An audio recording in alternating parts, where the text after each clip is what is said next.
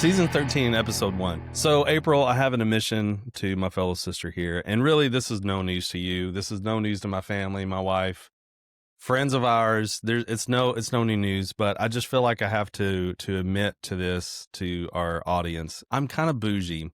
There's certain things that I like, and there's certain things I don't care about, but I do care about my hair. And it just seems like the last, I don't know, 3 times that we've recorded, I've had a hair appointment, or really it's not even an appointment, it's walk-ins. So that means you have to get there super early. And there's this one guy that I kind of trust.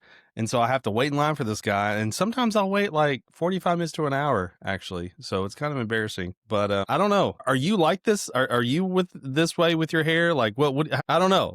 I can't be the only one. First of all, the fact that you called it a hair appointment and not a haircut already lets the people know that this is a big deal to you because, this is like, I have an appointment because my hair has to look perfect. I have my hair braided if you are listening and you're not watching this, but it's because it's for convenience. Like, I don't have time for my hair. I just want to get up and go. Mitchell, it probably takes you a little bit extra time in the morning to get ready just because your hair has to be perfectly placed. Or me, I'm a get up and go kind of girl. I will say it doesn't take me that long. It doesn't at all. I'm very fast to get ready. My hair, I mean, I've done this, I don't know, I've had this hairstyle for kind of a long time. You know, your hair gets trained or whatever. But also, like you say, your hair, like you say that it's just for convenience, but I think it looks great on you. I think I mean, you look very young.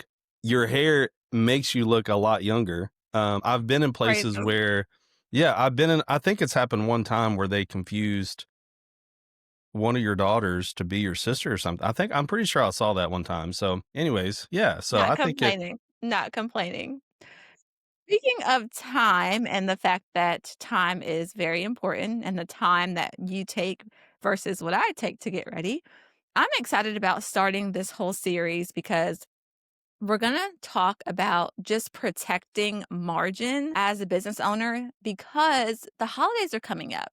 At the time that we're recording this, it is November. And so we have Thanksgiving coming up, we have Christmas coming up. And a lot of times there's so many year-end things that has to take place as a business owner. But at the same time, you feel torn because, man, I want to create space for what really matters to me. I want to be with my family. Or maybe I want to travel. Maybe I want to take some time off. But my to-do list is screaming at me. So I'm really excited that we are going to get to unpack this all month long. And today, specifically, Mitchell, I love to talk about boundaries and just why boundaries matter more during the holidays than maybe any other time. And even to start this conversation, let's think about what margin is. So when I think of margin, I think of like the buffer zone, like the space that gives me a chance to breathe, a space where I can respond to things as they happen instead of reacting. So I would love just your thoughts, Mitchell. When you hear the word margin, what do you think about? it's the in between in my mind. It's kind of a safe zone. It's in between the busy, the hustle, the whatever, and the opposite of that. So not productive. Or it could be for a good reason. Maybe you're not productive because you're resting, and it's more than just, like the margin there. Maybe you need intentional rest, which is perfectly acceptable as long as you just don't live there, of course. I think for me, when I think about margin, I think about how just over the years, I've had to learn to say no to things that don't necessarily align with my goals because we think about it, so many of our resources are renewable, but time is one of those things where we can never get it back. So I think I've had to grow in this area. I had to learn, what do I have to actually do to have margin?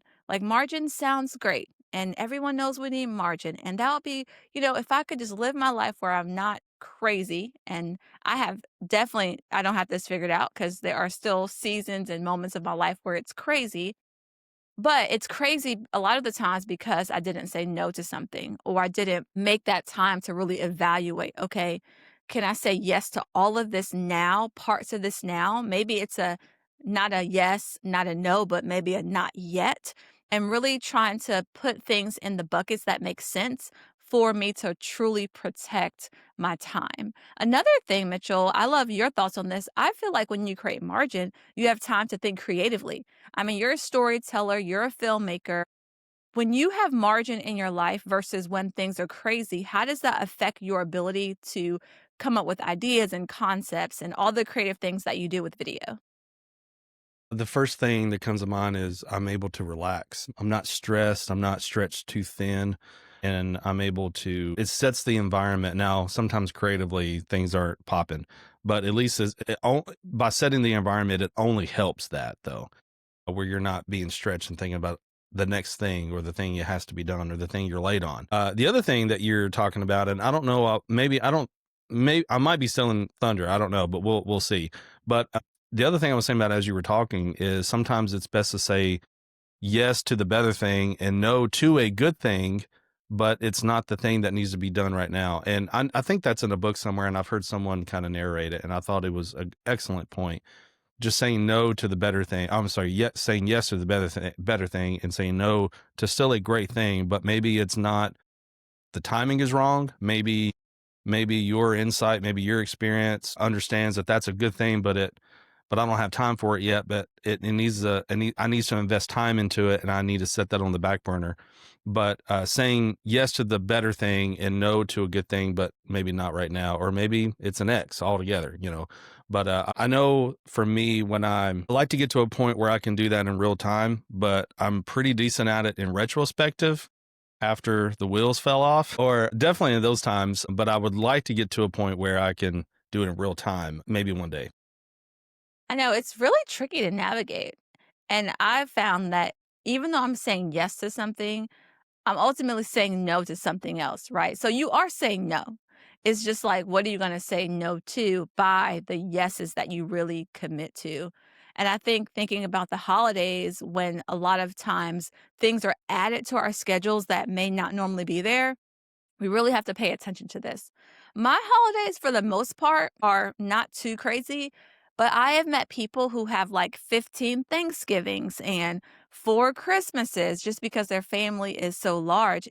Sometimes hearing the schedules of some of the people that we are connected with, I'm just like, oh my goodness, like you definitely, as a business owner, have to get this figured out because if you're constantly saying yes to things that you don't really that you shouldn't be saying that you should be saying yes to, or let me try that again. If you say yes to things that you shouldn't say yes to, that really can eat away at your ability to be present in those moments that matter most. So, Mitch, I don't know for your schedule for holidays, are there some like extra things you have to do to protect your time specifically because things get added to your schedule? As far as, okay, if I'm doing it for me, I want to fix and be the messiah, if you will. Like they call it the messiah complex. I want to do everything for everybody.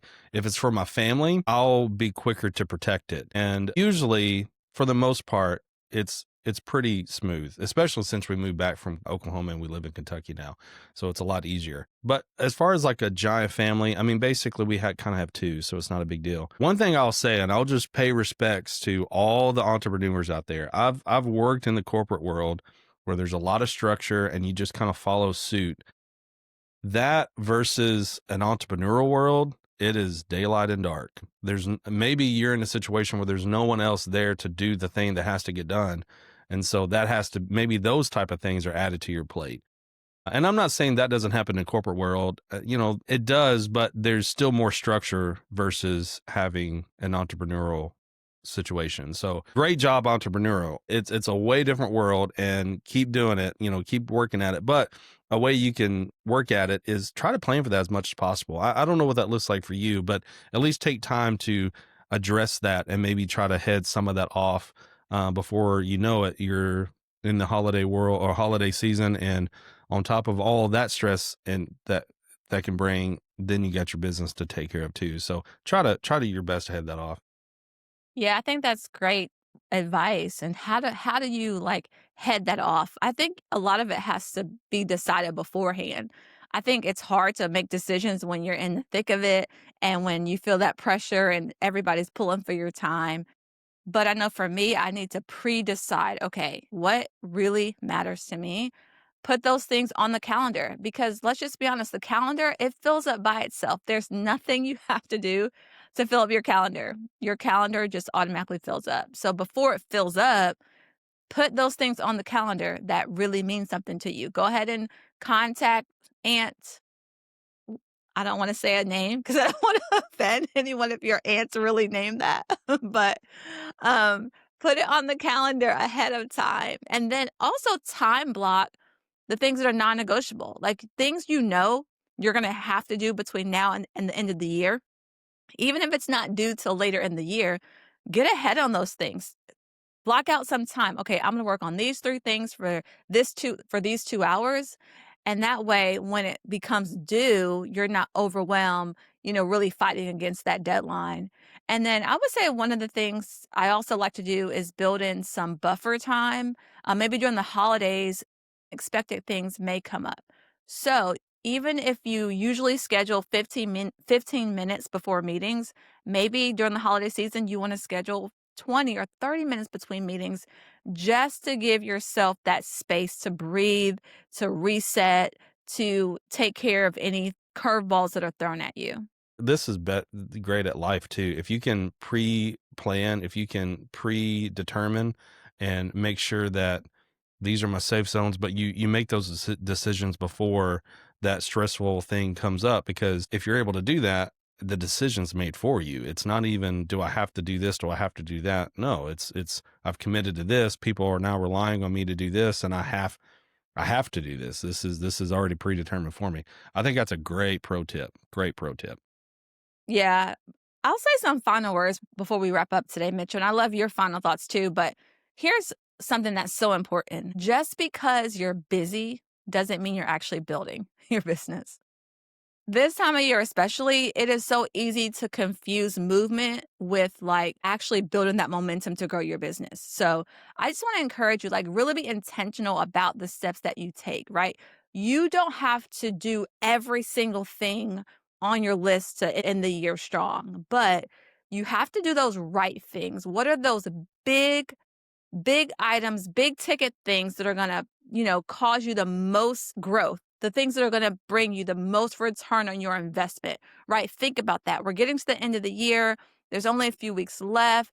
You may look at your list and you're like, Mitchell, April, I have so much to do before the end of the year. I can't even fathom doing it all. Here's your permission to just pause and breathe and reprioritize.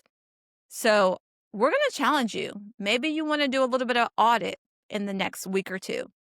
Look at the things that you have on your list, look at your calendar, look at how you're going to plan to use your time, and think about how can I build momentum leading up to the end of the year so I'm not just moving for the sake of being busy. So, those are my final thoughts. Mitchell, I'd love to hear any thoughts or any encouragement you have for those business owners who are like, man, I needed this today. I'm feeling overwhelmed.